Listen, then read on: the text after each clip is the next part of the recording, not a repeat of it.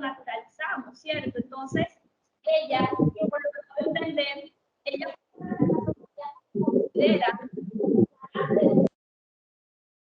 con la heteronormatividad. Es decir, tenemos que identificar que la heteronormatividad no es el régimen social político por lo mismo que pone el patriarcado entre los roles de género, en este caso de género. ¿Qué es lo que se interpone entre un hombre y una mujer? Que eso debe ser. Ahora, no tengo un problema, pero por lo general, cuando se prepara una ropa de bebé, si le ocurre denuncias de bebé azul, hombre de bebé rosado, ya. Ese es el ejemplo más sencillo de poder interpretar y contemplar la heteronormatividad que tenemos que interiorizar, comprender en el ejercicio de nuestra labor en la vida de la institución. Así es. Porque tenemos que ir más allá de los roles de género, que también se reposa en los roles de cuidado. Que los roles de cuidado no solo son más allá también ahorita en la intervención, sino que la palabra de heteronormatividad tiene que quedar claro que es normas socialmente impuestas en un marco patriarcal y también en un marco social en donde las relaciones sociales comienzan desde el liderazgo de los hombres frente a la necesidad o el espacio donde las mujeres tienen que establecer o deben establecer la actividad. Así es, efectivamente, esta definición, yo les preguntaba sobre el tema de quién, antes de que quién hacía el desayuno, un caso muy cotidiano precisamente para hablar del tema de la economía del cuidado, ¿cierto? Y aprovechando la intervención del compañero, le quiero contar un caso donde en la cotidianidad uno evidencia eso. Yo una compañera que iba a hacer un mercado porque ya no sabía que, digamos, el censo. Y ella dijo, no, voy a hacer un mercado. Bueno, ¿y cuál es el censo? No. Yo le pregunté, ay, ¿cómo lo vamos a la ropa? ¿La vamos a comprar pesada? ¿La vamos a comprar de qué color? No, de color que sea. Ay, le vas a poner un papel para salir y eso le afecta. Entonces, de la misma cotidianidad, nosotros y nosotras estamos constantemente enfrentándonos a esos patrones sociales y culturales. ¿Por qué? Porque históricamente, como les decía, se han asignado unos roles específicos, se han asignado unas características específicas, hasta sentimientos. Las mujeres tienen derecho a ser más femeninas, más delicadas, más sentimentales, los hombres no, los hombres siempre tienen que ser fuertes y todo esto, ¿cierto? Entonces, incluso cuando hablamos de las expresiones de género y identidades de expresiones diversas, también lo mencionamos, es decir, ya adjudicamos a un hombre, sí, o le hacemos una categoría. Si de pronto vemos que es más expresivo con sentimientos, ya enseguida vamos asignando una categoría atrevidamente, cuando el tema de la identidad de género y las expresiones diversas es un tema de autorreconocimiento y de autoexploración, ¿cierto? De descubrimiento de su identidad. Entonces, en el marco de lo que estábamos hablando, y como bien lo dijo el compañero, la heteronormatividad de los roles, ¿cierto? O sea, asignamos y creemos que todo está estipulado para un sexo en específico simplemente por nacer, hombre o mujer, según lo estipulado por la sociedad. Y así lo vemos en cantidades de cosas que nosotros hacemos diariamente. En la forma como nos expresamos, en la forma como nos vestimos, en la forma como nos comunicamos con los demás. Y por eso es muy importante, yo hablaba al principio, o sea, es importante reconocer los derechos, pero también la empatía que le generamos al entender que si es una mujer o una persona con una identidad diversa, pudo haber sufrido una serie de, digamos, de discriminaciones y de vulneraciones de sus derechos, y que es importante primero escucharlos y reconocerlos para poder brindar una posición particularizada. De eso hablaremos más adelante del enfoque de acción sin daño, que precisamente se conecta con este enfoque de género. ¿Ya ustedes lo han trabajado también?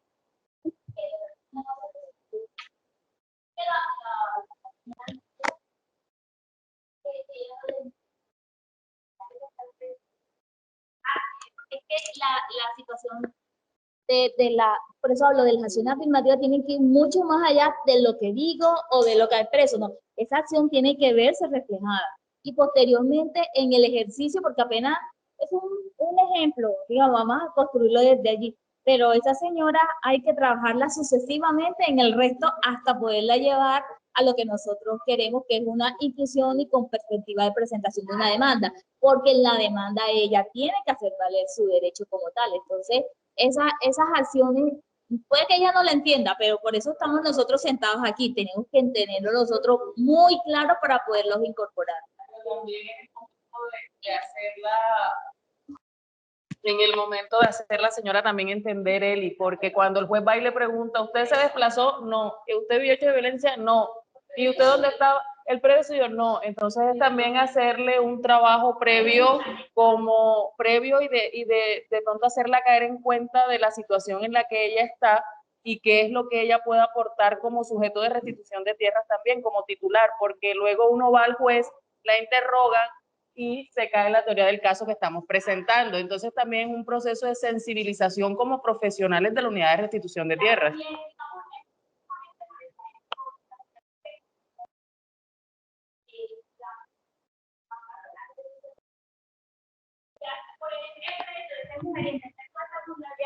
Nosotros tenemos que asegurarnos precisamente de que, o sea, de hacerle a través de preguntas, o sea, efectivamente qué tantas vulneraciones sistemáticas de derechos ha tenido esa persona. Adelante.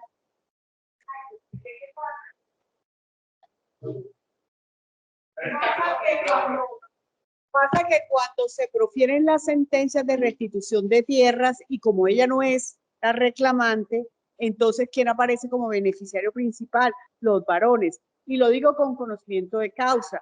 Mi tesis de maestría de la segunda corte de la maestría esta de conflicto fue el análisis de las sentencias de restitución de tierra en los Montes de María y Citeni con enfoque de género. Ese fue el análisis jurisprudencial que yo hice desde la mirada de las mujeres. ¿Qué encontré? ¿Qué encontré en el periodo que analicé? Que fue el de los 10 años primeros de la vigencia de la ley. Encontré que de las 92 sentencias que analicé, solamente habían 3 reclamantes mujeres, porque las otras estaban por fuera. Y le pongo a disposición de ustedes, sí, de ustedes esa sentencia para que ustedes vean en la práctica cómo, además, la rama judicial, que es de la lucha que tenemos que librar, y por eso es tan importante que nosotros desde la unidad de restitución planteemos el enfoque de género para exigirle a los jueces que lo tengan y desde la reclamante hacer lo que aquí se ha planteado por la compañera. Si esa mujer reclamante no se reconoce como mujer, ayudarla pedagógicamente a que se reconozca como mujer, a visibilizarla y a que le corresponda como le debe corresponder, porque tengo la certeza que seguramente la mayoría son las mujeres las que van a hacer. Entonces, y además lo digo con ese conocimiento de causa, del análisis y la valoración que hice de la sentencia, especialmente el caso de Carmen de Bolívar. Tres sentencias.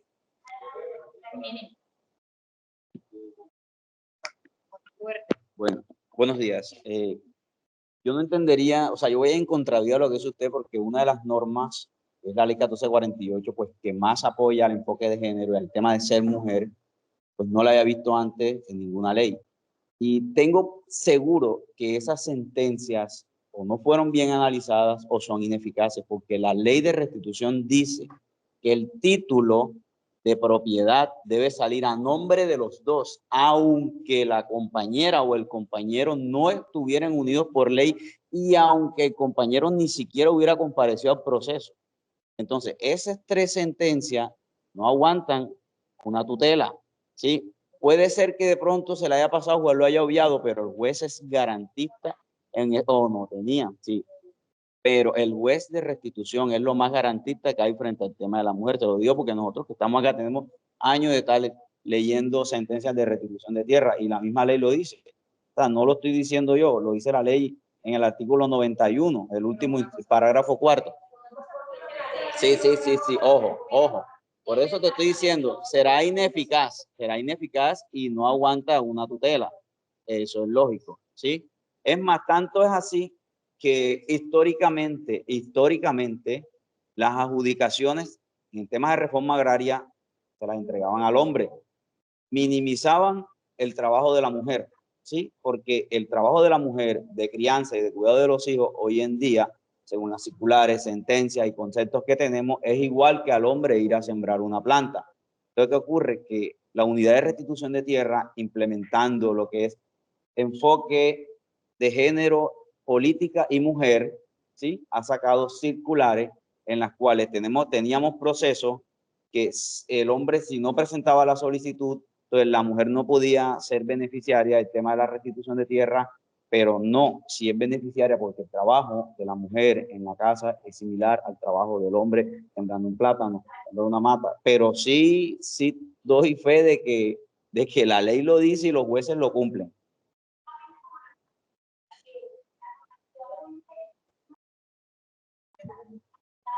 Pero muchas veces, incluso hasta los mismos con los mismos patrones, muchas veces hasta, y los jueces, como ustedes lo quieren, porque casos también se han visto, obviamente, ha habido un avance en esto, pero muchas veces los funcionarios yo sé que no es el caso de ustedes, pero muchas veces los funcionarios hacen conocimiento también del enfoque, porque muchas veces puede estar en la ley, pero por las mismas acciones, roles, digamos, de que la persona se ha construido, muchas veces también no lo sé porque no lo entienden. Muchas veces, digamos, al no entender el enfoque, simplemente no lo ven necesario o lo equiparan, digamos, a otras vulnerabilidades que ha existido. Pero lo importante precisamente es entenderlo, saber que existe la norma, darle cumplimiento, pero también, como lo decía, por eso yo les decía, yo hoy más de la ley les vengo a hablar también un poco de las construcciones sociales que existen alrededor de esto, que tienen las personas que son víctimas, que tienen los funcionarios, pero también las relaciones sociales que existen y que es importante comprender esas dinámicas y tener empatía con este tipo de personas que... Listo, ya le doy la palabra.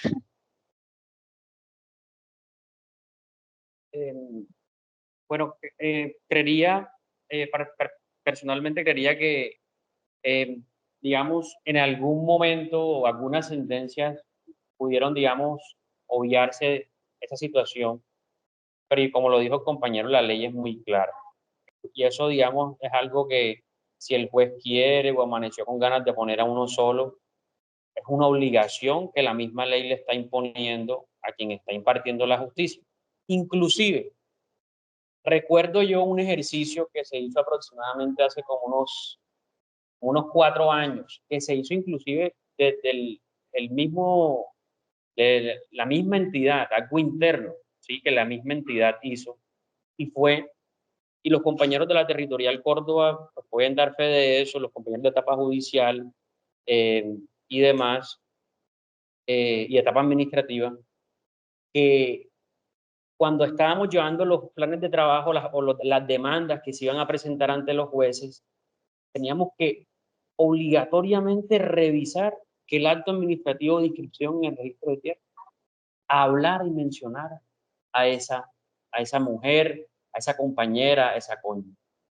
Y en caso de que no, teníamos o que corregir o revocar el acto administrativo, hacerle saber a esa persona, mire, aquí no estaba usted, a ese solicitante, ¿por qué de pronto no se mencionó? Tenemos que incluirla para que desde el primer momento en que se presente esa demanda, esas pretensiones vayan dirigidas también hacia esa compañera, ¿sí? Entonces, eso lo hizo la misma entidad misma, o sea, la misma entidad, y bueno, revisemos estos casos que vamos a presentar en demanda y corrijamos lo que tengamos que corregir o revoquemos lo que haya lugar, pero no podemos dejar de, o sea, omitir ese nombre, esa caracterización de esa compañía.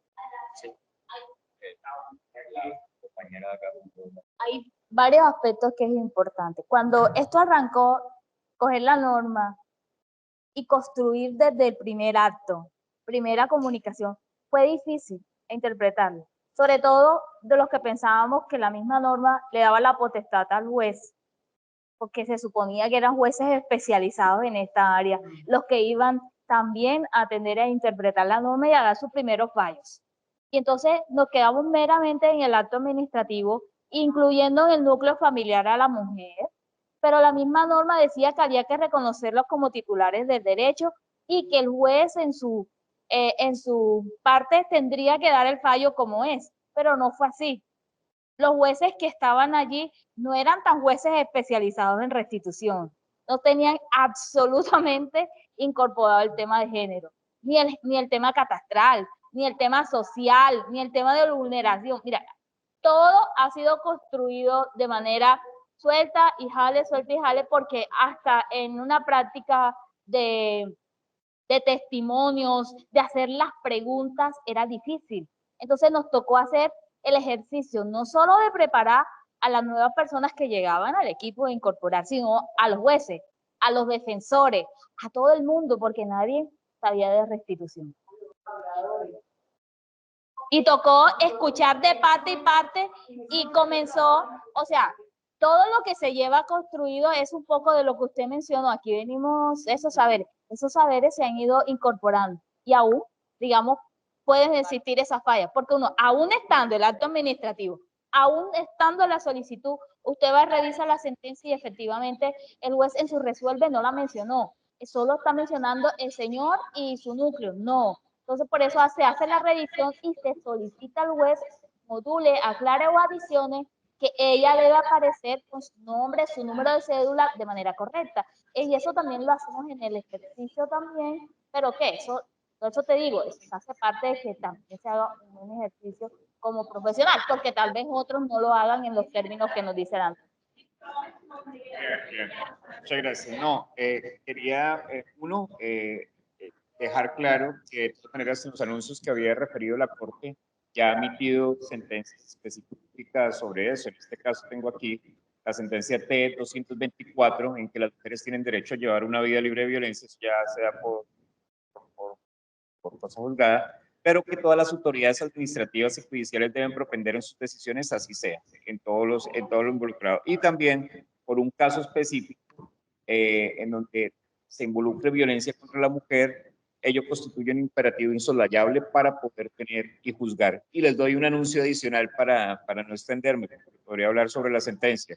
El día 23 y 24, conforme a toda esta serie de acciones, y aquí está la doctora Gloria, que participará en este espacio, se dará el lanzamiento del Observatorio de Género construido y con amor, desde aquí, con la magistrada de Carmen de Bolívar, con el liderazgo de Paula Villa, la directora jurídica, y también con la magistrada Estela López Jaramillo, quien es la subdirectora de la Comisión de Género de la Rama Judicial. La Comisión de Género de la Rama Judicial reúne pues los 5 poderes como tal en el marco de la Rama Judicial: la Comisión de Disciplina Judicial, la Escuela Rodrigo Lara Bonilla, el Consejo de la Judicatura, la Corte Constitucional y el Consejo de Estado, y desde la perspectiva de género poder hacer un análisis de esas sentencias por parte de los jueces y magistrados y magistradas de tierras en el enfoque. Una cosa, en el tribunal, con esto termino, en el tribunal de Cundinamarca se les exigió por parte de la Corte Constitucional una inducción, una sensibilización, tomar toda una formación completa en enfoque de género para proferir sus sentencias, porque en últimas las brechas que se dan en el ejercicio de la justicia frente al enfoque son precarias.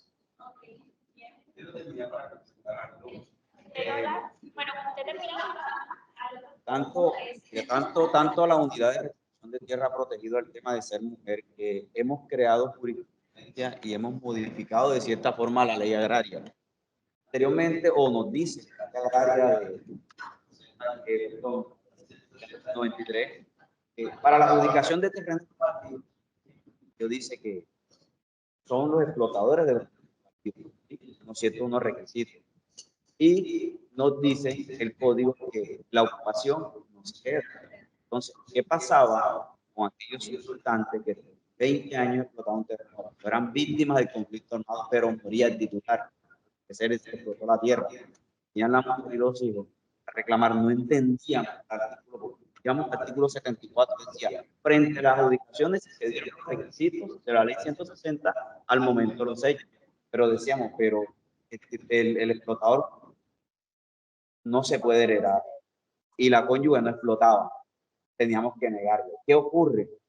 Que la unidad de restitución de tierra desarrolló un concepto y una circular, que es la que habla de enfoque mujer y género, donde nos dice, que es lo que te comenté, que el trabajo del cuidado del hogar es igual a la explotación que hicimos. Presentamos demanda de restitución de tierra señalando lo que construyó la dirección jurídica, porque fue la dirección jurídica la que lo construyó.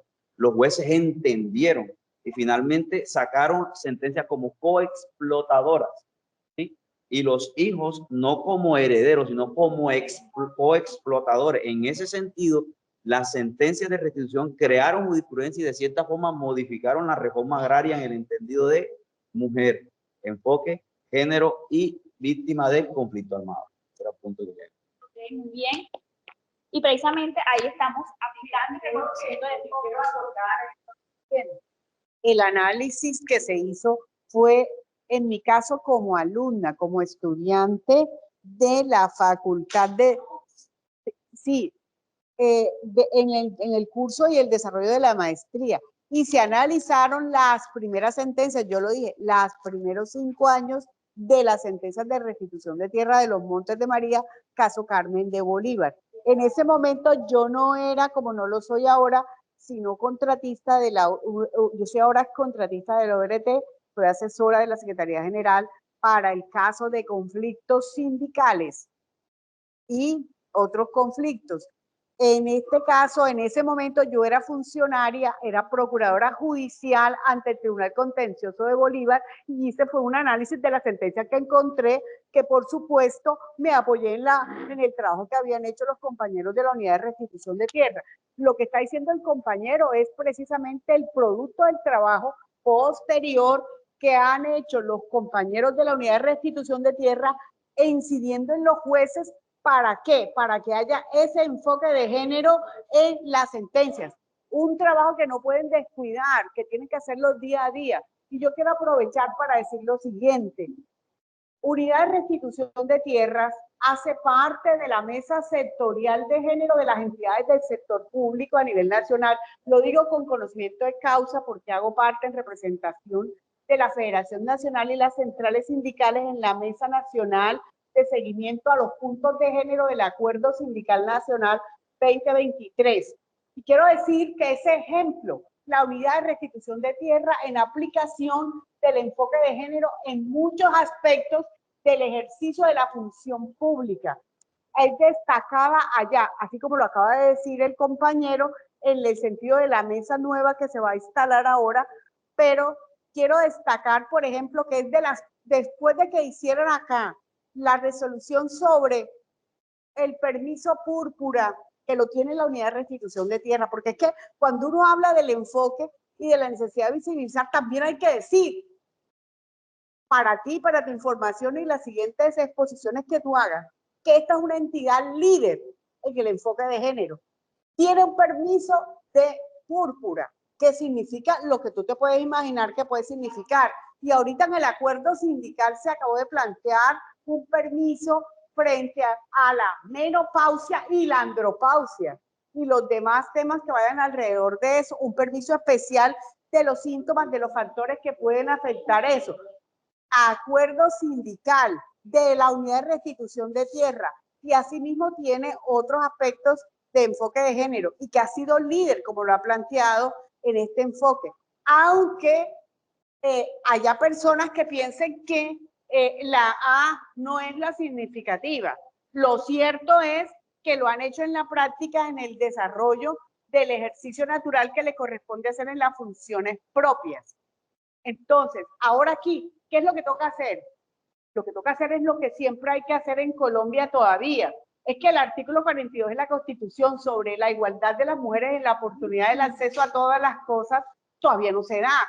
Porque tú hiciste una pregunta de quién hizo el desarrollo. Yo hago la siguiente pregunta. ¿A qué hora se levantaron los hombres y a qué hora se levantaron las mujeres que están aquí presentes? Tengo la certeza que la mayoría nos levantamos una hora antes para poder estar aquí más temprano porque pues, teníamos que venir a hacer esto. Y los varones no. Estaban leyendo el periódico, en las noticias, la cosa. ¿Y quién tiene que salir corriendo aquí a las 4 o 5 de la tarde? ¿Ellas o ellos? Entonces, esa es la realidad. Y por eso nosotras no tenemos las mismas posibilidades de acceder a todos los programas educativos que tienen ellos, porque nosotros tenemos las labores maravillosas de la casa, pero que recaen en nosotras y sobre las cuales nos están debiendo plata el Estado colombiano, porque lo que nos están pagando en las 8 horas primeras son solo las del trabajo de restitución. Las otras no nos las ha pagado nadie. Ni nos las incluyen con la semanita de cotización que nos van a dar ahora en pensión.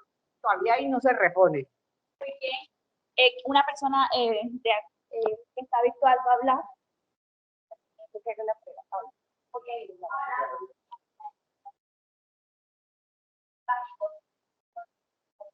Seguro que sí. Ok, bueno, vamos a darle la palabra a la persona que está desde la virtualidad. Hola, buenos días. Mi nombre es Carolina Chávez, funcionaria a nivel central en Bogotá. Saludos a todas, todos. Me parece profundamente necesaria y casi que visceral la discusión que se está llevando a cabo desde el marco jurídico.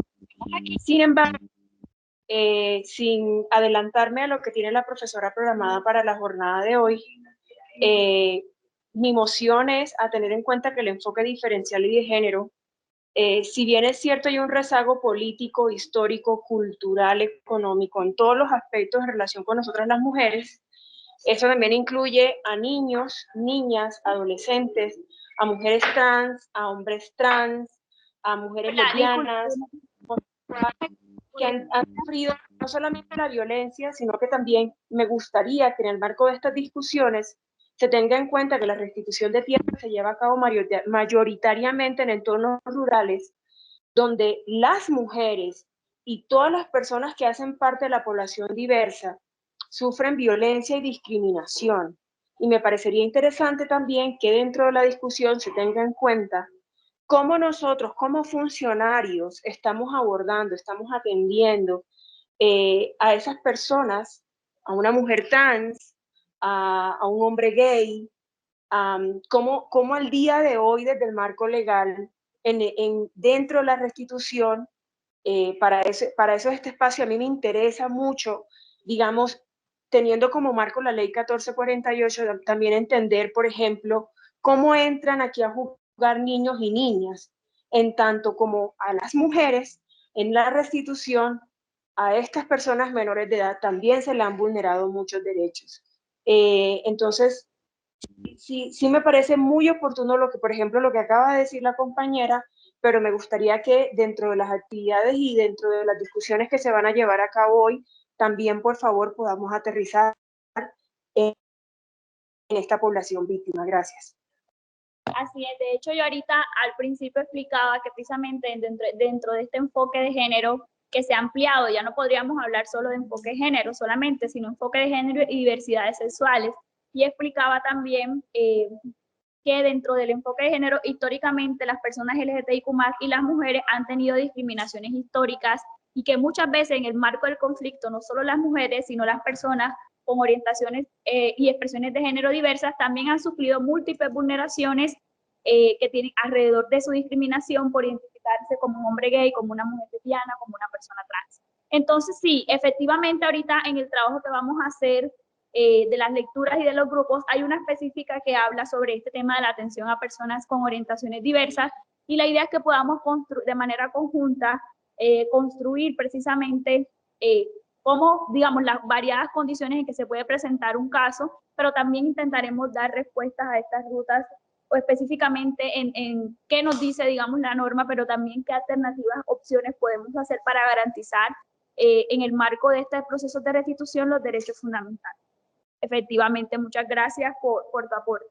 Entonces, continuando, bueno, ya es un poco lo hablamos ahorita de por qué el enfoque de género, ustedes muy bien lo han dicho, precisamente porque se ha evidenciado que existe una desproporción en los derechos de violencia y los riesgos que enfrentan, digamos, y también los riesgos que enfrentan las mujeres y personas con orientaciones sexuales y identidades de género diversas, pero también porque la Corte ha establecido que este conflicto armado victimiza de manera agudizada a las mujeres. Es decir, no son los mismos hechos de violencia, muchas veces viven múltiples hechos de violencia, a diferencia de pronto de las personas que se reconocen en el sexo masculino. Dentro de estos riesgos, digamos, la Corte ha identificado que al ser despojadas de sus tierras, no solamente antes del conflicto, sino que también cargan con otras, digamos, obligaciones adicionales, como es asumir roles de familia, aspectos económicos y sociales que, como les decía, muchas veces aumenta el riesgo de vulneración. Es decir, fue víctima del conflicto, fue desplazada, pero llega a la ciudad y también llega a seguir revictimizándose en esos roles sociales y de género cuando llega también a otros espacios. Entonces, siempre es revictimizada por estos patrones sociales históricos y que muchas veces no se encuentran con personas que también de una u otra manera manejan el enfoque de género, sino que también por las mismas construcciones culturales que a veces tienen los funcionarios, es revictimizada nuevamente en este sentido. ¿Listo? Ok, listo. Ahora, terminando el enfoque de género, igual estos enfoques se conectan en cierta medida. Vamos a hablar sobre el enfoque diferencial, que hay autores que hablan de que las mujeres entran en este enfoque diferencial. Obviamente, hay autoras que hablan de que el enfoque de género debe ir aparte, así como digamos lo estamos estudiando, pero en el marco del enfoque diferencial poblacional, precisamente, digamos, se ha visto desde dos puntos de vista, como un método de análisis y también como una guía para la acción, es decir, te permite entender que una persona, digamos, por su condición de género, física, su condición física, o también, digamos, por su curso de vida, tiene unas afectaciones distintas que por ende se necesita darle una atención particularizada y diferenciada a las que tal vez no cuentan con todas estas características. Entonces, emplea una lectura precisamente para hacer visible que las personas por estas condiciones pueden recibir múltiples discriminaciones. Como les decía la compañera, no es lo mismo una mujer que se desplaza a una mujer con niños. También se le está vulnerando los derechos a estos niños en el marco de ese desplazamiento. ¿Qué tanto cuando llega a la ciudad se les restablece sus derechos a la educación? ¿Qué tanto a estos niños se les restablece su derecho a la salud, a la recreación, a un hogar digno? Muchas veces, aunque esté en la norma y en la jurisprudencia, muchas veces estos niños, te lo digo porque yo trabajo en la Secretaría de Educación y me he encontrado con un niño que no se les ha restablecido su derecho a la educación aún, precisamente en el marco tal vez de la primera atención que recibió, pero también muchas veces por estos roles históricamente vulnerados que han sufrido, ¿cierto? Entonces, este enfoque diferencial poblacional pone en foco a los grupos poblacionales y enmarca la necesidad de dar una atención diferenciada. Es decir, si llega un grupo poblacional con especial protección constitucional, como lo son los niños, las mujeres, las personas con discapacidad, los grupos étnicos, yo no puedo darles la misma, digamos, el mismo trámite que le doy a tal vez una persona que no se identifica, digamos, con alguna de estas condiciones. ¿Por qué? Porque estas personas también sufren otras garantías y otras vulneraciones de derechos, como lo es la relación que tiene con el territorio, como lo es también los procesos en los cuales se enmarca, y como lo es también las discriminaciones múltiples que han vivido en el marco de estos hechos de violencia. Entonces yo les quiero preguntar precisamente, como ustedes también han vivido la experiencia, ¿qué situaciones o casos particulares ustedes han identificado específicamente? Por ejemplo, con grupos étnicos, con niños y niñas, bueno, ya las mujeres hemos hablado, pero también con personas con identidades de género diversas, con personas con discapacidad que han llegado a su caso de oficinas, o ustedes las han atendido. ¿O qué casos particulares se han podido identificar que se ha vulnerado el tema de para el tema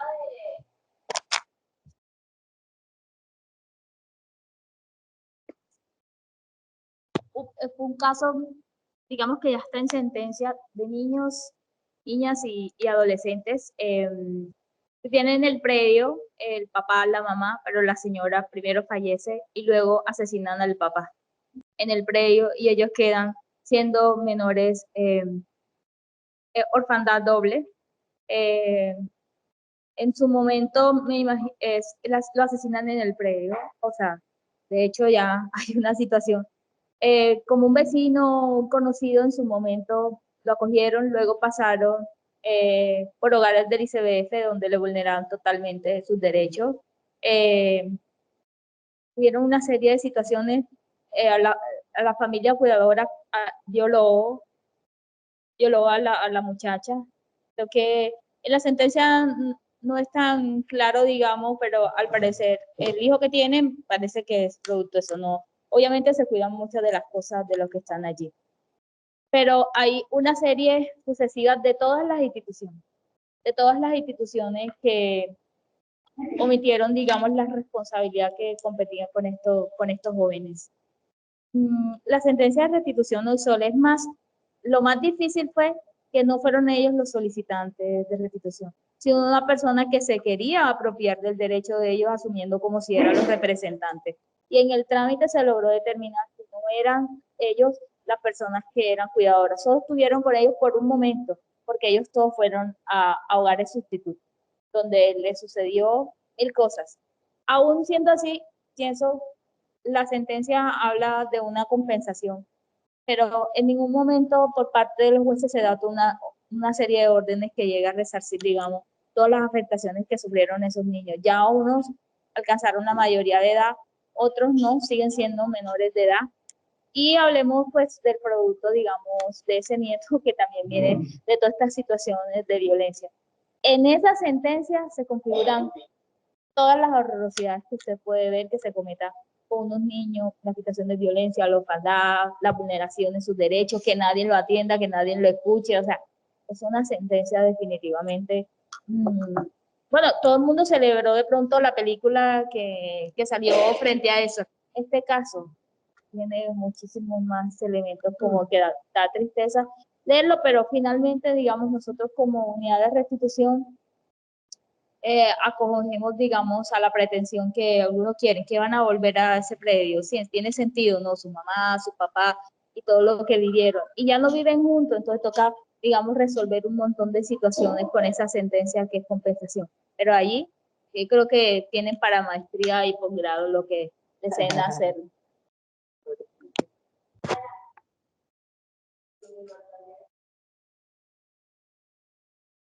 Menores de edad. En el Magdalena contamos con la primera sentencia sobre menores de edad, fueron unas trillizas cuyos padres fallecieron en el conflicto de una forma fuerte. Hoy en día el caso está en sentencia. Siento hoy desde la distancia que fue sentencia en el año 2013, agosto, pero siento que con la experiencia de hoy digamos, esas pretensiones que en ese momento fueron aparentemente muy ambiciosas, siento que realmente no teníamos la experiencia, ni nosotros ni los jueces, para darle el enfoque que realmente se merecían.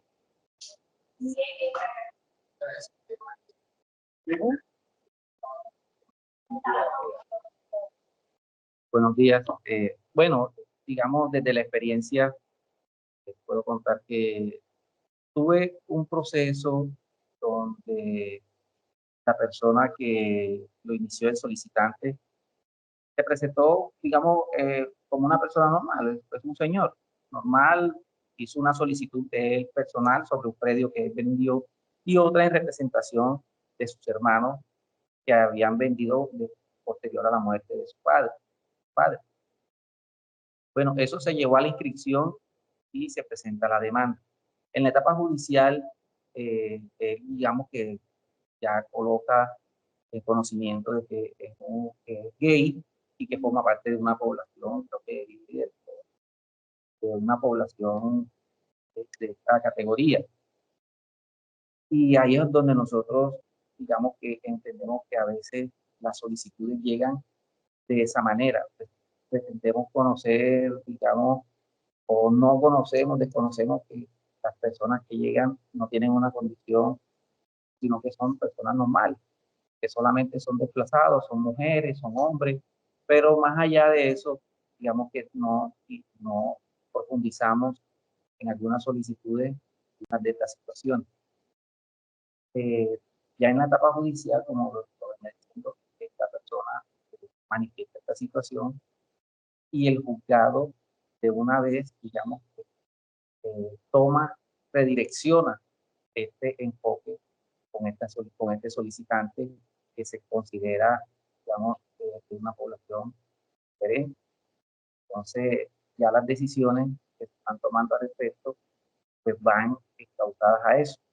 Además de esto, el exportador de VIH lo manifestó posterior de VIH. Entonces, digamos que las consideraciones que se están tomando son muy especiales por su condición. Entonces, digamos que la intención es poder conocer estas situaciones desde un principio.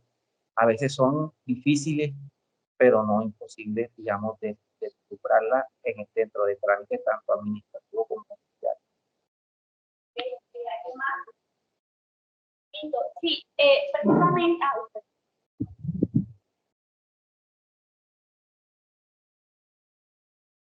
En la etapa judicial de la Dirección Territorial Córdoba se han identificado un número de casos en el cual podemos hablar de enfoque diferencial. Uno de ellos es pues, una mujer víctima, cabeza de hogar, con un hijo discapacitado y además lesbiana.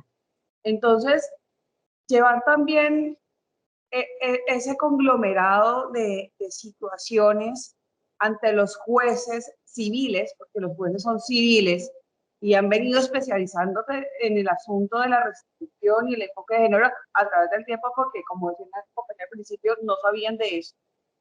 Es un bombardeo de información que no manejan. ¿Sí? Hay un dicho que dice que es como enseñarle a un loro viejo a cantar, algo así, por ahí va. Entonces, ¿qué sucede? Presentarse ante los jueces de la República y decirle, hey, es que acá hay una persona que merece una atención diferenciada, no por encima de las otras, sino por la necesidad de atención que tiene su situación particular, es jalarle las orejas. Y a los jueces no les gusta que les jalen las orejas. De hecho, cuando se les invita a esos espacios de formación, ellos van con recelo, van sin ganas de aprender, van cerrados a la banda. Entonces, cuando llevamos a una víctima a la justicia, realmente esa justicia no está siendo tan inclusiva como debería ser. Y ahí es donde nosotros, los abogados de la unidad, venimos a darnos la pelea con ellos constantemente en decirle, señor juez, por favor, entienda que hay 5 situaciones que hacen que esta víctima sea completamente diferente a las demás y que necesita una atención especial y necesita unas pretensiones con un enfoque diferencial especial por esto, esto y esto. Y dice, no, pero ¿por qué? Si es una mujer, no sé qué, como no. Entonces, ahí hay como un choque de trenes entre lo que se quiere proyectar y hacer como entidad y lo que desean los jueces proyectar en una sentencia.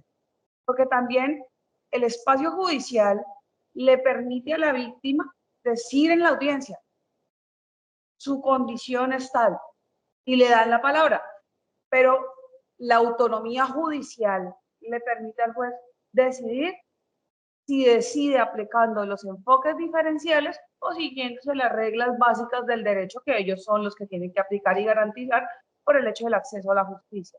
Entonces, los temas de enfoque diferencial, de enfoque de género, son para ellos y para nosotros innovadores, porque la política se construyó en un momento de la historia donde todavía estaban en construcción todo lo que era el enfoque diferencial y el enfoque de género, y el enfoque poblacional también, porque la unidad religiosamente lo aplicó.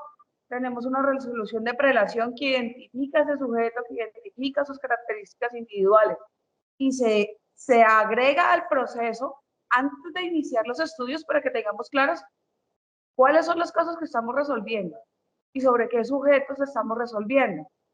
Y los llevamos a la etapa judicial también, porque los profesionales sociales hacen un trabajo riguroso en darnos un módulo de sujeto de especial protección donde nos identifican todas esas singularidades de cada solicitante, porque cada solicitante es un mundo.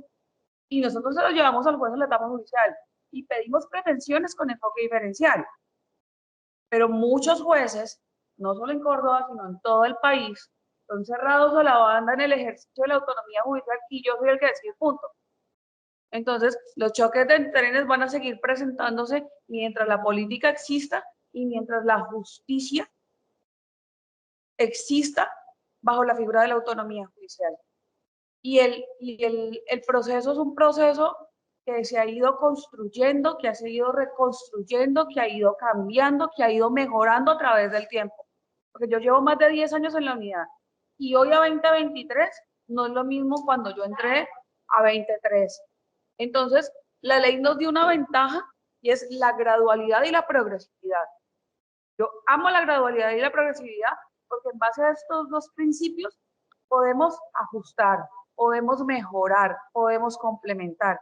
Y así va a seguir siendo mientras la vigencia de la ley nos lo permita. Cada vez vamos a ir reconstruyéndonos y transformándonos en favor de la víctima. Y todo tiene que ser pro víctima en este caso. Entonces, el caso que yo te comenté, para el juez que era bastante tradicional, fue un choque. ¿Y yo qué otra cosa voy a sacar con una mujer lesbiana. Doctor, es mujer, es víctima, es madre cabeza de familia, es cuidadora de un menor de edad con discapacidad y es lesbiana. Y no es que le dijéramos al juez que su condición de lesbiana fuera el último punto en una serie de importancia. No, es un conglomerado que rodea a la persona de SIDA.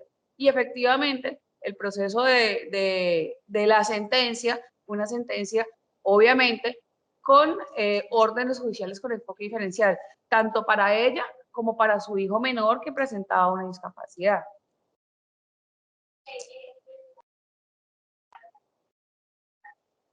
Como para explicar un poco, porque cómo recibe todo este tema del enfoque diferencial para interseccionalidad, que es lo que tú me citas. Digamos que desde las ciencias sociales intentan asumir todo esto como enfoques diferenciales, pero como bien lo decía, por la necesidad de visibilizar algunos grupos en específicos, digamos, a partir de ahí surgen otros como el enfoque de género, el enfoque étnico, el enfoque interseccional. Hay muchísimos enfoques, pero digamos que desde las ciencias sociales hay un gran enfoque que reúne todo esto, que no necesariamente tiene que ser así, como les digo. Yo estoy de acuerdo con que hay la necesidad de visibilizar algunos enfoques más que otros, pero digamos que desde las ciencias sociales tiene como varias subdivisiones.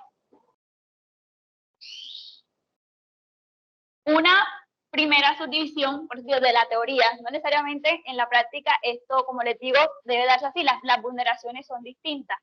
Y es primero los cursos de vida o grupos etarios. Aquí entran lo que es niños y niñas, jóvenes, personas mayores.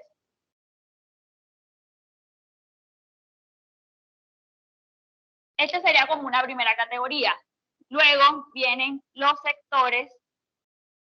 Aquí, dentro del enfoque diferencial, estoy hablando desde la teoría, por eso digo, entran las mujeres y personas LGTBI.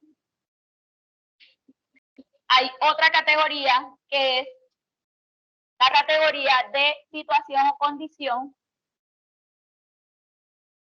donde entran las víctimas, personas con discapacidad y migrantes. Y otra categoría que son los grupos étnicos, donde entran los afros, personas negras, raizales y palenqueras, a población rum y la población indígena. Digamos, desde la conceptualidad, como le digo, desde el concepto, así se asume el enfoque diferencial. Es decir, ¿por qué? Porque se ha especificado precisamente que las personas tienen diversas discriminaciones y vulneraciones por la edad, digamos, en el que se encuentran en su curso de vida. Es decir, los jóvenes, las personas mayores y los niños y niñas adolescentes van a requerir siempre una atención particularizada. Frente a los sectores, como habíamos hablado ahorita, el enfoque de género, las mujeres y personas LGTBI por sus mismas discriminaciones, vulnerabilidades históricas que la han categorizado o ubicado en un punto de vista inequitativo dentro de la sociedad, van a requerir una atención diferenciada. Situación o condición, lo que hemos hablado ahora, las víctimas, las personas con discapacidad y los migrantes, aunque obviamente hoy, digamos, en el marco de esto, de proceso de restitución y de conflicto, obviamente los migrantes no entrarían, pero también están dentro del enfoque diferencial. Y los grupos étnicos, que además, digamos, de su condición particularizada, también sufren otras vulneraciones de derechos, como las vulneraciones a los derechos ambientales y culturales, que también sufren en el marco del conflicto armado. Entonces, digamos que desde el enfoque diferencial, esta es la conceptualización, ¿cierto? Pero ¿qué pasa? Que ahí vamos al otro enfoque que, pues, del cual quiero hablarles. Borrado, yo traje borrado, yo siempre, como profe, uno siempre anda con su borrador. Listo. Entonces, como para entender un poco la lógica de dónde surge el tema del enfoque diferencial. Pero, ¿qué pasa? Que precisamente, y algo que nos pasa mucho, por ejemplo, nosotros que estamos, o yo que trabajo en el tema de la formulación, asistencias técnicas a planes y a políticas públicas, uno dice, pero bueno, y entonces, si es una mujer negra, ¿dónde lo pongo? ¿Dónde lo ubico? ¿Dónde le garantizo el derecho, cierto? ¿Sí? ¿Dónde, cómo hago, cierto? Y precisamente surge el enfoque interseccional, precisamente que era lo que hablaba la compañera ahorita, que una misma persona puede sufrir diversas y variadas vulneraciones. Es decir, el enfoque interseccional lo que me viene a decir es que una mujer puede presentar una discapacidad, puede, digamos, ser una mujer negra y por ende va a requerir una atención mucho más particularizada porque está sufriendo doble vulneración y doble discriminación. Entonces es necesario una atención particularizada y orientada precisamente en este caso. ¿Qué categorías entran dentro de la interseccionalidad? Generalmente aspectos como el género, la etnia, la discapacidad y la orientación sexual, que era lo que nos hablaba ahorita la compañera frente al caso que se le presentó. ¿Sí? Compañeros y compañeras. Hola, muy buenos días compañeros y compañeras. Les voy a solicitar un momento, un pequeño break. Los que están en presencialidad, pues para que tomen café y agua, querida y estimada profesora, porque tenemos de comunicaciones de la universidad y vamos a dejar todo estandarizado para que podamos también hacer justicia y garantizar a los compañeros que están conectados, entonces que también tengan la posibilidad de escuchar mejor su clase, su derecho. Entonces yo muy respetuosamente pido disculpas por hacer pues este break, pero además de eso por todos los inconvenientes que hemos tenido. Metodológicamente estamos viendo unas cosas, pero ya aquí creo que es la última vez que va a pasar y de aquí adelante, pues como siempre hemos intentado y creo que ha sido el sentir y la práctica de la universidad que sea lo mejor posible en todos los sentidos, tanto técnicos como académicos. Entonces, unos 5 minuticos, ¿sí? Para hacer la prueba y ya regresamos, profe. Muchas gracias. Okay. Bueno, agradezco a los compañeros, ya vamos a iniciar. Bueno, teniendo en cuenta lo que conversábamos acerca del enfoque diferencial, ¿cierto? Y la explicación que hice como las categorías en diferencial, hablábamos que, digamos, muchas veces invisibilizan las múltiples vulnerabilidades y discriminaciones que sufren grupos específicos. Por ejemplo, lo que yo les mencionaba ahorita, una mujer enfoque diferencial, pero muchas veces esta misma mujer puede tener múltiples y variadas vulneraciones. Puede ser una mujer afro que, digamos, ha sido desplazada de sus tierras, puede ser una mujer afro con discapacidad y con una orientación sexual diversa, ¿cierto? Entonces, víctima del conflicto armado.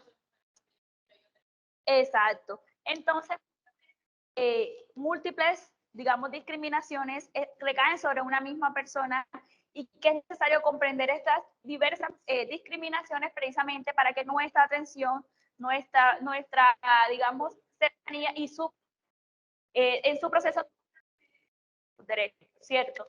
Entonces, la interseccionalidad lo que nos dice precisamente es eso, que incluso puede estar con variables vulneraciones, pero una, digamos, es la que más es recurrente, la que más se presenta o la que de pronto hace más efecto o es la que ha recibido más discriminaciones. Por ejemplo, una mujer, como les decía, puede ser una mujer con una discapacidad y con una orientación sexual diversa, pero muchas veces ella siente que su discriminación, digamos, la que más agudiza es su orientación, ¿ya? Y que a raíz de esto ha sufrido mayores vulneraciones.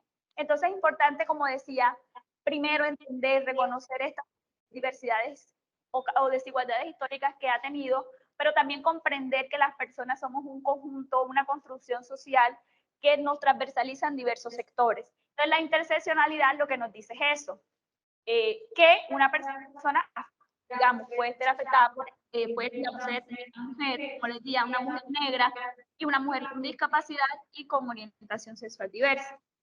Y que nuestras atenciones es necesario visibilizar esto. Como el caso que comentaba la compañera. Ahora yo les pregunto a ustedes, precisamente dentro de estas atenciones, ha identificado, digamos, la necesidad de aplicar o incorporar este enfoque interseccional, digamos, para garantizar precisamente estos procesos de restitución. ¿Y qué han hecho en estos casos? Ahorita me comentaba un compañero que muchas veces, más que todo, este tema de la orientación sexual, muy pocas veces es como una de las causas, o muy pocas veces se utiliza como una de las causas para estos procesos de restitución, sino que muchas veces más priman otros enfoques, como el género, la etnia o la discapacidad. Pero a mí me gustaría preguntarles precisamente a ustedes, ¿qué casos nos pueden comentar o qué ocasiones ustedes han evidenciado la aplicación del enfoque interseccional o de uno? Porque yo ahorita lo vi hablando mucho sobre el enfoque de género, del enfoque diferencial, ya fue bajando, pero ahorita en el enfoque interseccional me gustaría también escucharlo un poco acerca de su experiencia y los compañeros que también nos están acompañando desde la virtualidad, para dar precisamente luego de esto ya la aplicación de los casos en específico y de las lecturas que nosotros le compartimos. ¿Alguien quiere hablar sobre algún aporte? Que se une en ese caso el género, por si, digamos, si es mujer, pero también la determinamos si es persona mayor. Ajá. También si es campesino, se reconoce como una comunidad étnica o si es afro, por lo general casi siempre esa está, pero sumado a eso si tiene alguna condición de discapacidad. Realmente casi no andamos en el tema de religión y esa parte no, pero esos otros elementos son importantes a la hora de, no tanto digamos la inclusión, pero sí en el tema de las pretensiones de las demandas para el futuro. Necesitamos tener todos estos elementos claros a la hora de eso. Yo quisiera hacer una pregunta y es saber si...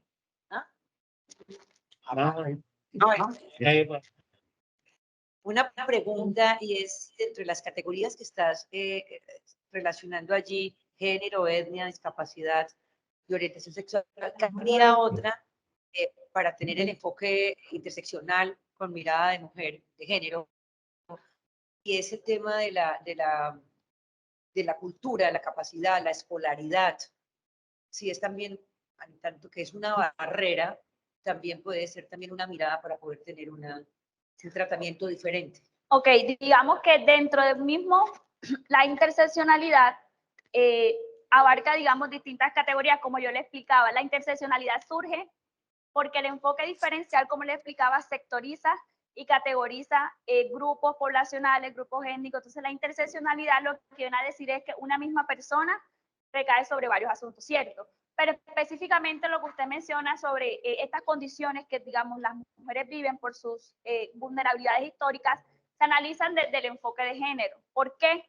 Porque precisamente el enfoque de género lo que nos está diciendo es eso, que históricamente se han asignado roles que han mostrado una situación equitativa entre las mujeres, y precisamente está en eso el acceso a al acceso a la educación, el acceso a muchos derechos que muchas veces hoy todavía hay mujeres que no acceden o no terminan su escolaridad precisamente porque tienen roles de cuidado, embarazo adolescente, son una cantidad de vulneraciones que viven las mujeres por su situación. Entonces, dentro del enfoque interseccional, el género entra a ser una categoría, pero precisamente eso, no solo entender que es una mujer que, digamos, tiene una discapacidad, sino también entender que es mujer, y precisamente como es mujer, por ende pudo que haya tenido esas vulneraciones que dentro del enfoque de género se enmarca. Entonces, digamos que, o sea, la interseccionalidad nos dice, no solamente quedémonos en una arista, es entender esa multiplicidad, pero también entender esa multiplicidad con cada una de sus particularidades. Ya, más o menos esa es como listo. Bueno, dentro de eso también hay grupos, puedes pasarlo. Bueno, estos son como unas digamos, artículos de la ley de la 1448 que nos habla del enfoque diferencial, que habla que pueden ser víctimas, compañeros, compañeras, parejas del mismo sexo, en primer grado de consanguinidad. Ustedes saben más de eso que yo. El tema de la igualdad, en el artículo 6, sigue pasando. También nos habla del enfoque diferencial, que pues, el enfoque diferencial incluye edad, género, orientación sexual y situación de discapacidad, y que el Estado debe promover garantías específicas precisamente a las mujeres, niños, niñas, adultos y personas mayores. Entonces, digamos un poco para el tema del enfoque diferencial, bueno, yo les quiero preguntar a ustedes, que los abogados que están aquí, si ustedes dentro de la ley identifican este tema de la interseccionalidad, o hay un, digamos, argumento normativo que enfatice precisamente que las personas cuando presentan múltiples vulneraciones y discriminaciones se les debe dar una atención mayormente, digamos, particularizada y priorizada en estos procesos de restitución, o si han tenido, por ejemplo, casos donde el enfoque interseccional ha servido como una garantía precisamente para priorizar estas vulneraciones. Hay una mano levantada en el chat. O los que están también acompañándonos. Creo. Ok. Doris Janet. Doris Janet tiene la mano levantada en el después. Ya puedo hablar. Profesora, buenos días. Nosotros. Pues, menos, la unidad de restitución ya pues, implementado los formatos y esas variables del enfoque de género y del enfoque diferencial. Y efectivamente para eso, porque también hacer la priorización en la intervención, ¿no? Tanto para las primeras etapas en la inscripción como para las demandas, e inclusive también se tienen en cuenta ya para la priorización en el cumplimiento de órdenes en sentencias, ¿sí? Debido pues a esas priorizaciones, al discapacitado, al adulto mayor, pues, a la mujer vulnerable, etc. Entonces sí, medianamente la unidad sí ya los está implementando y en sus formatos del diario de vivir está. Ok, hay una persona virtual y ya les doy la palabra. Ok, adelante. Buenos días, profesora. Yo no soy abogada, soy antropóloga, y entonces quiero contarles como de la ruta colectiva. En la ruta colectiva o en la ruta étnica, que atiende a comunidades negras, afrocolombianas, raizales y palenqueras, comunidades indígenas, que están en los decretos con enfoque diferencial, pues en los decretos ley, en el 4633 y en el 4635, hay una apuesta por entender, por reconocer, si se quiere, el enfoque diferencial, entendiendo la diferencia que existe entre estos grupos poblacionales y la garantía de proteger este sujeto especial de protección especial constitucional. Disculpa, ¿me escuchas? Doris, ¿me escuchas? Sí. Disculpa, sí. tuvimos un inconveniente técnico. ¿Podrías volver a repetir tu aporte? Qué pena, disculpa, es que no alcanzamos a escuchar la primera parte. Otra vez, yo soy antropóloga, no soy abogada, entonces como primero. Lo que quería aportar para la clase y para este espacio es que existen dos decretos ley distintos, distintos a la ley 1448, que son los decretos ley étnicos, el 4633, el 4634 y el 4635. Para las comunidades indígenas, el pueblo ron, y para las comunidades negras, afrocolombianas, raizales y palenqueras. Que nosotros, en la restitución de tierras y en el enfoque étnico, el principio de enfoque diferencial, pues reconoce a estas poblaciones como sujeto de especial protección constitucional.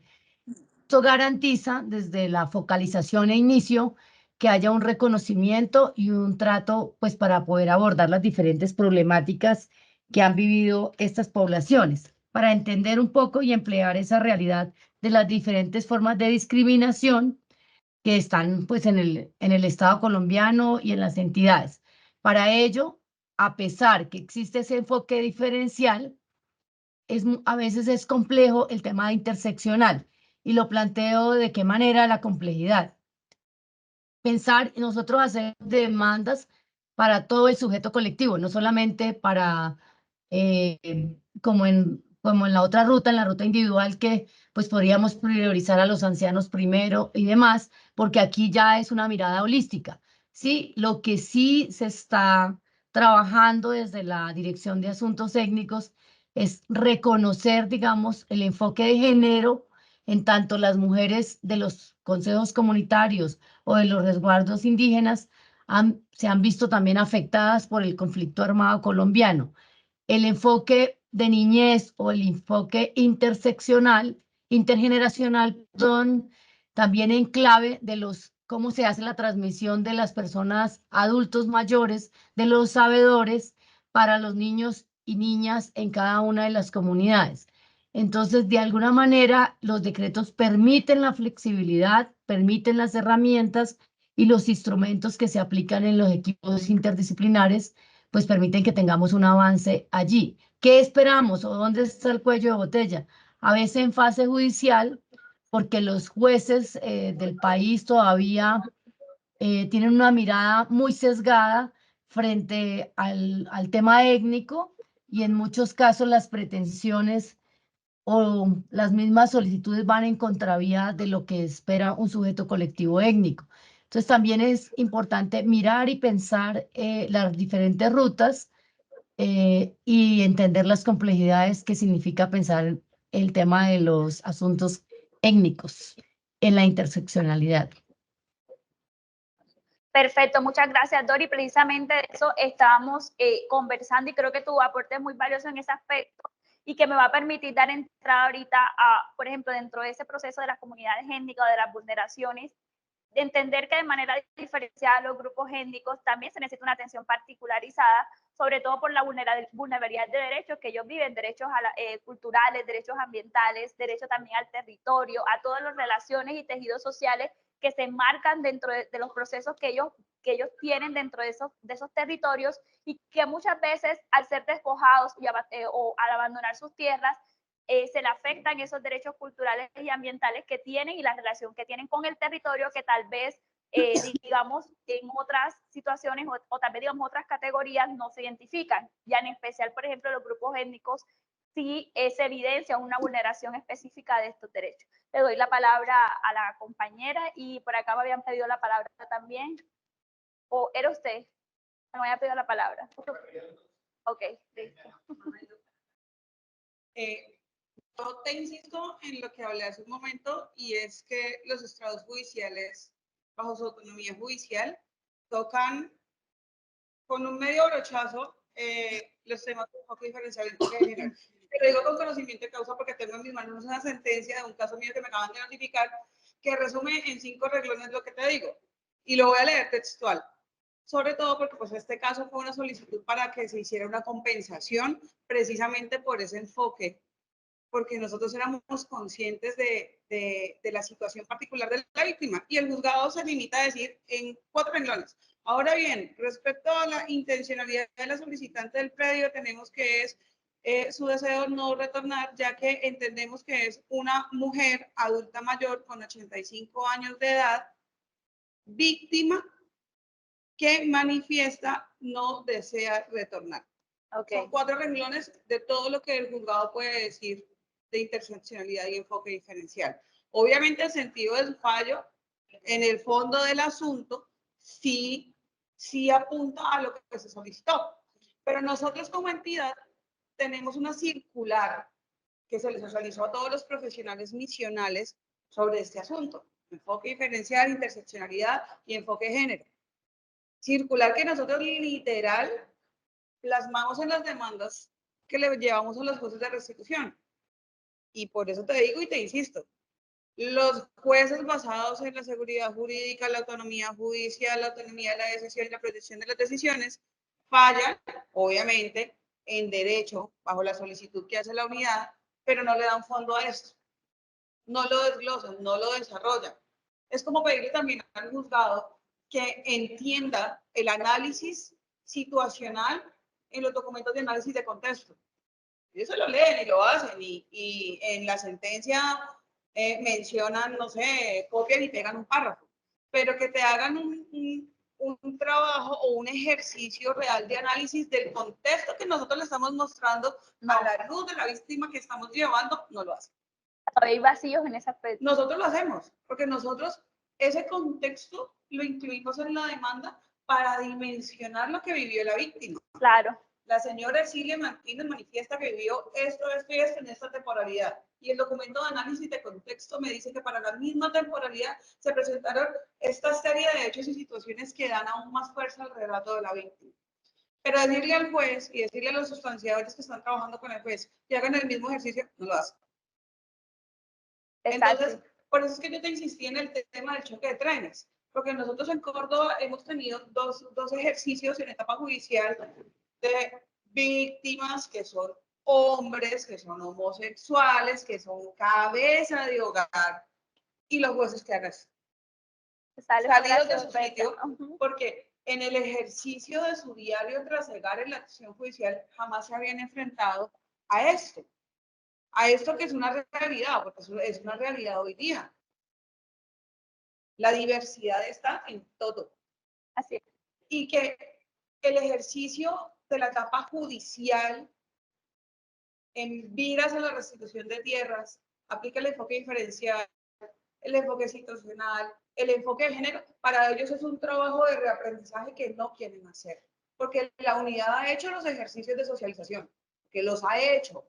Se gastan 2 y 3 días con el procurador, con los jueces, con los sustanciadores, para que entiendan que esto tiene que ser una base, una columna vertebral también en los fallos. Porque no es solo el cumplimiento de la garantía del debido proceso legal, sino lo que viene con esa garantía del debido proceso legal, como es el enfoque diferencial. Hace ya un tiempo, la Corte falló el caso de unos niños que iban a acceder al tema de la herencia de sus padres, y lo hizo en un lenguaje inclusivo para que esos niños que estaban en ese proceso judicial entendieran qué era lo que iba a pasar, y fue un ejercicio maravilloso. ¿Por qué? Porque la justicia se ajustó al sujeto de derecho, que era un niño no sabe de derecho, un niño no sabe de leyes, y no tiene por qué llegar allá a decir, ah, sí, no, somos nosotros los que estamos obligados a direccionar ese proceso para que sea lo suficientemente claro. La señora Silvia tiene 85 años y de derecho no sabe nada, pero soy yo la que le tengo que decir, no se preocupe, todo salió bien, porque usted no tiene que regresar allá y vamos a buscar un predio de igual o de mejores características al que usted parecidas tuvo, a las y que usted salió. Entendiendo que ella es una señora que tiene 85 años, que tiene dificultades de salud, que es viuda porque perdió a su esposo en el marco del conflicto armado. Y le vamos a decir, el proceso se hizo y se ejecutó. ¿Tomó tiempo? Sí. Porque los procesos, cuando se diseñaron la restitución de tierras, eran sumamente ambiciosos. Pero el ejercicio de la realidad y las cargas laborales, tanto de la unidad como de los despachos judiciales, nos hicieron darnos un golpe de realidad abrumador. Porque los procesos se mueven y se mueven rápido. A diferencia de la justicia ordinaria sucede. Pero si tú llevas un caso de restitución a la justicia ordinaria, te encuentras con un bloque mayor porque los jueces civiles no van a decir, ay, no, yo no voy a sentar todo lo que tú me dices así, porque es así. No, yo soy el juez. Aquí el que decido soy yo. Claro. Como hay jueces flexibles que han venido adaptando su actuar y su trasegar, obviamente, a los cambios sociales que hemos ido presentando. Porque lo que te dije, el 2013 no es lo mismo lo que somos en el 2023. Entonces, el ejercicio como institución está, sí, ya se diseñó, ya hay una circular, ya hay unos protocolos, se les socializaron a las partes del proceso que tienen que también saberlas y aplicarlas. Nosotros las aplicamos. Por eso yo te dije hace un momento, hay una resolución de enfoque diferencial para iniciar el estudio formal del caso. Hay una serie de actividades y acciones que se hacen de manera interna en la unidad de restitución de tierras para llegar a una etapa judicial con un documento lo suficientemente técnico y bien documentado para llegar a la etapa judicial. Ya la etapa judicial con los jueces es otro asunto. Así es. Y efectivamente, como tú mencionas, o sea, no es y precisamente me ayuda a clarificar más aún el enfoque interseccional. No es lo mismo una mujer joven que una mujer de 80 años en un marco de un proceso de restitución. Las condiciones son totalmente distintas y la atención que se le debe dar es totalmente distinta, pese a que comparten una categoría que es el género y posiblemente pudo haber tenido afectaciones históricas y de inclusión social. Le doy la palabra a Julián. No, de pronto son dos cosas como para aclarar. La pregunta de usted fue Sí, la ley como está hoy, está establecido el concepto, no, solo enfoque diferencial. A raíz de eso se ha venido avanzando en todos los elementos que se han señalado para incorporar esos nuevos elementos, digamos, a todas las dinámicas y adaptarla al caso que se. Ustedes lo hacen en su ejercicio, En su que lo ejercicio, comprenden. claro, porque cada caso es único e individual. No hay ningún caso que se parezca quizás a otro. Eso es falso. Aún si tenemos un mismo predio con algunas condiciones, las familias tienen las diferenciaciones como tal. Entonces, creo que ahí es donde ha venido el desarrollo como tal, pero si usted lo va a buscar hoy en la norma como tal, no lo va a encontrar, solo el enfoque diferencial. Ok. ¿Listo? ¿No? Ah, bueno, ok. Bueno, entonces, pasado esto, para también, digamos, para entrar ya al tema de los grupos y de las lecturas, también existe una teoría desde las ciencias sociales y económicas que se llama la ecología política del despojo, que precisamente lo que entra a decir es que de estos procesos de los conflictos que se presentan, también existen conflictos asociados a los temas ambientales y a los temas culturales. Y lo que entra a decir es que en el marco de estos procesos de restitución y de despojo, hay comunidades y sectores donde se les vulneran otros tipos de derechos. La ecología política del despojo entra dentro de una categoría más grande que se llama ecología política y estudia el poder de los conflictos ambientales en el marco de estos procesos. Uno de los autores que más han hablado sobre este tema de ecología política es Martínez Arias. Y dentro de la ecología política hay otras cantidades de teorías, como les decía, la ecología política del despojo, el ecofeminismo, la ecología de los pobres, que entran, digamos, que son discusiones que es importante empezar a debatirlas dentro de este marco del proceso de restitución. ¿Por qué? Porque la ecología política y en el marco de estos procesos también hay unos conflictos ecológicos distributivos por, digamos, la lucha o el enfrentamiento que existe por el acceso a los bienes otorgados por la naturaleza y que muchas veces en estos procesos nos encontramos con estos casos. Por ejemplo, el tema de la palma y los campesinos que entran a, digamos, en la disputa de qué van a hacer con el territorio, nos damos cuenta que muchas veces aquí se les vulnera el acceso al agua, el acceso a otros bienes que otorga la naturaleza y que muchas veces en estos conflictos de poder son cedidos a, digamos, a personas que tienen mayor poder económico y estable dentro de estos procesos. Uno de los principales, digamos, sectores dentro del enfoque diferencial que más se ve afectada son las comunidades étnicas.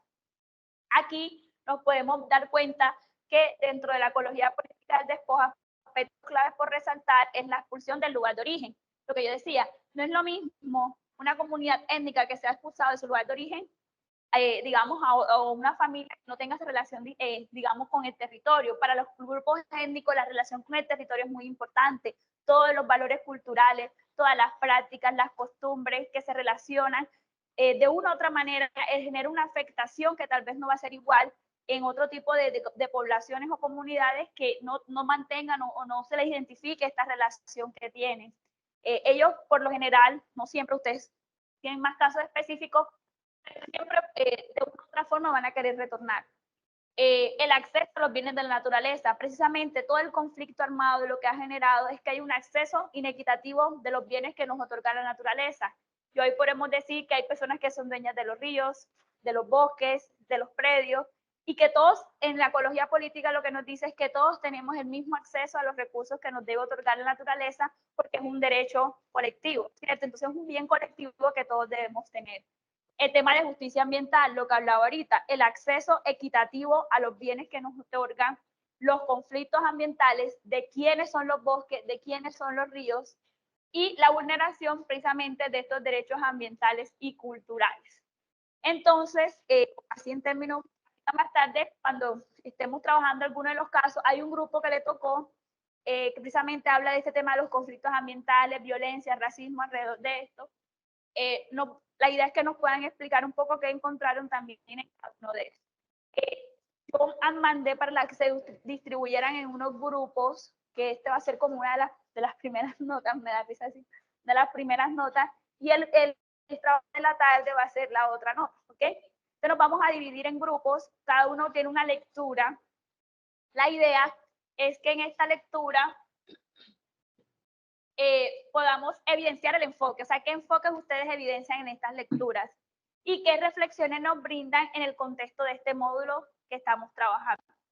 Entonces, no sé cómo se distribuyeron los grupos, si los distribuimos ahora, los que van a ser virtuales. Hay lecturas que son más largas, entonces yo focalizo unos capítulos específicos para eso. Estas son más cortas, todas estas son más cortas. Bueno, sí, la primera tiene que ver con los procesos de restitución de tierra y enfoque de género. Esta tiene que ver con enfoque de orientación diversa y con restitución de tierra. Esta tiene que ver con topofilia, razones de retorno de mujeres, una investigación que dice por qué las mujeres generalmente siempre quieren retornar más. Desde su experiencia, la idea es que como que también diga si esto es cierto o no es cierto. Este es solamente el capítulo 4, que es violencia, racismo y conflictos socioambientales, el despojo de tierras de los consejos comunitarios, descampesinización y política de restitución, caminos condenados, Diana Ojeda, que tiene que ver también con lo que explicaba ahorita un poco del proceso de la palma de aceite y de cómo han ido segregando, digamos, a estas poblaciones. Serían los seis textos. Hay dos textos que hablan uno de interseccionalidad y de acción sin daño, para distribuirlos con las personas que están trabajando de manera virtual. No sé si me ayudas ahí un poco con eso, Gustavo. Perfecto. Entonces, ¿qué vamos a hacer con estas dos preguntas? ¿Cómo se evidencia el enfoque y qué reflexiones nos brindan en el contexto del módulo para estos textos? Y los de la virtualidad es un poco cómo nos aporta desde el concepto precisamente en el marco del proceso de restitución de tierra estos enfoques. Entonces, ustedes dicen que por línea, o sea, cada línea le doy un tema. O sea, ya ustedes tenían uno. El 6, bueno, perfecto. Ay, siempre lo digo mal, descampesinización. Ustedes, ¿ok? Restitución de tierra y enfoque de género. Ustedes. Razones del retorno de las campesinas. Ustedes, ¿ok? Violencia, racismo y conflictos socioambientales. Pero yo entiendo que ya ellos tienen dos. No entendí. A ustedes son 4.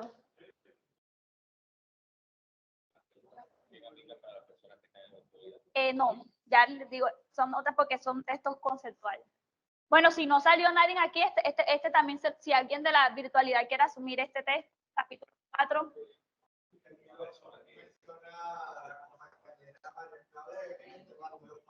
Bueno, perfecto.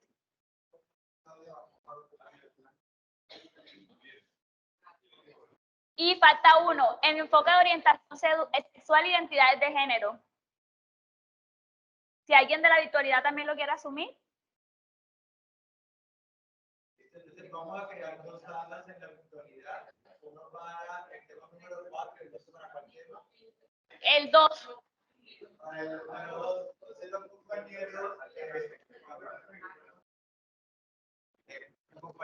y compañeras que se encuentran en la virtualidad, voy a mandar aquí 2 links para que se agrupen y puedan discutir de manera interna cada uno de los temáticas que tienen interés.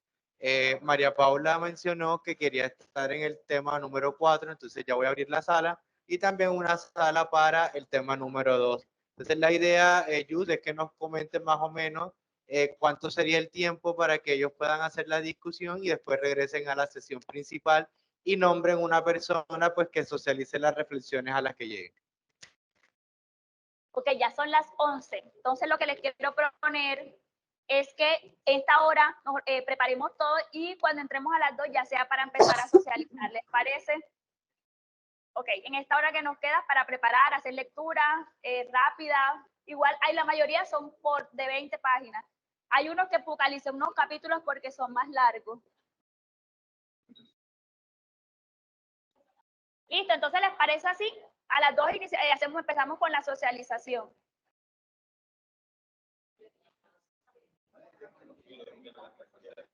Bueno, esto aplica para estos textos y los otros 2 textos es simplemente que cómo el enfoque nos ayuda en este marco del proceso de restitución de tierra. Ok, igual ya hasta ahora es libre, o sea, si ustedes quieren quedarse aquí trabajando, salir a trabajarlo afuera, a las 2 es que vamos a hacer la socialización. Compañeros, compañeras, también lo que sí le vamos a pedir, porfa, es que podamos estar aquí a eso de las 12 del mediodía aproximadamente o antecitos, 11:55, pues vamos a hacer la proyección de uno de los podcasts que hemos estado comentándoles y vamos a dar indicaciones concretas sobre el tema del transporte de mañana para las personas presenciales. Entonces, al mediodía nos podemos encontrar aquí y ya la socialización la hacemos después del almuerzo a las 2 de la tarde. El refrigerio de Gustavo. los presencialidad está en la tarde. Gustavo, Adelante, compañera. usted nos había enviado unas lecturas al correo electrónico para los compañeros que estamos en la virtualidad. Eran 2 lecturas, entonces eran 2 grupos de trabajo. Usted había mandado enfoque diferencial y acción sin daño, ¿sí? De esa manera nos distribuimos en grupo, ¿o cómo? Ah, perfecto. Ahí les voy a comentar. Es que esas lecturas están un poco largas y por el tiempo que tenemos, la idea es que mejor utilicemos las lecturas que trajo la profe, que están dentro de la carpeta que se llama presencialidad. Pero ya igual estoy organizando las reuniones, ya les voy a mandar los links y en cada uno de los links estaré compartiendo la lectura pertinente para que se vinculen, ¿vale? Como ayer no se conformaron los grupos, vamos a trabajarlo de esa manera. Es decir, ¿ustedes eligen los grupos? No, es la libertad de cada grupo de conformarse. Entonces ya aquí voy a pasar el primer link. Ya estoy pasando el primer link acá en la reunión, a través del chat de la reunión. Hola, buenas, ¿cómo están, compañeros? Disculpen, no nos permitió crear como 2 salas distintas dentro de la misma reunión. Así que voy a compartir aquí 2 links de asistencia. La idea es que, que logremos, de acuerdo a la lectura que más nos identifica, con la que más nos sentimos identificados, pues podamos conectarnos a cada uno del. Entonces, acabo de pasar los links. Entonces, agradezco que por favor los que estén interesados en la lectura número 4, violencia, racismo y conflictos socioambientales, se unan en el Teams que les acabo de mandar. Y los demás compañeros que están interesados en la lectura, el enfoque de orientación sexual e identidad de género, se vinculen al otro link. Ya les vamos a compartir la lectura, las lecturas en cada uno de los dos links que acabamos de abrir. Y la profe Yusnaira nos va a explicar un poco cuál es el ejercicio. Así que Yus, te dejo para que porfa nos expliquen. Sí, adelante. Ok, ¿me escuchan ahí? Ok, listo. Entiendo que se dividió el grupo en los 2 textos. El segundo texto, que es el enfoque de orientación sexual e identidades de género en la restitución de tierras, y el segundo grupo, que es violencia, racismo y conflictos socioambientales. Aquí en este texto vamos a seleccionar el capítulo 4 o el 5. Cualquiera de los dos pueden elegirlo. Cualquiera de los dos sirve para el ejercicio que vamos a hacer. Aquí vamos a responder 2 preguntas. ¿Cómo se evidencia el enfoque? O sea, de los enfoques que hemos estado discutiendo y analizando en esta mañana, vamos a decir cómo se evidencian los enfoques y pues lo que hablamos de los derechos culturales y ambientales en caso de que apliquen. Y segundo, ¿qué reflexiones nos brindan en el contexto de este módulo esas situaciones o casos específicos que se les asignó a cada uno de los grupos? No sé si me escucharon o se entendió. ¿Tienen alguna pregunta? Perfecto, listo. Entonces, a las 2 vamos a iniciar con la socialización. Vamos a escoger a una persona que haga la socialización por cada grupo. Listo, nos vemos entonces. Compañero, las preguntas, compañera Alba, las preguntas son las que están siendo proyectadas ahora mismo en pantalla sobre cómo se evidencia el enfoque y qué reflexiones nos brinda el contexto del módulo. Para que lo tengan en cuenta. Es este.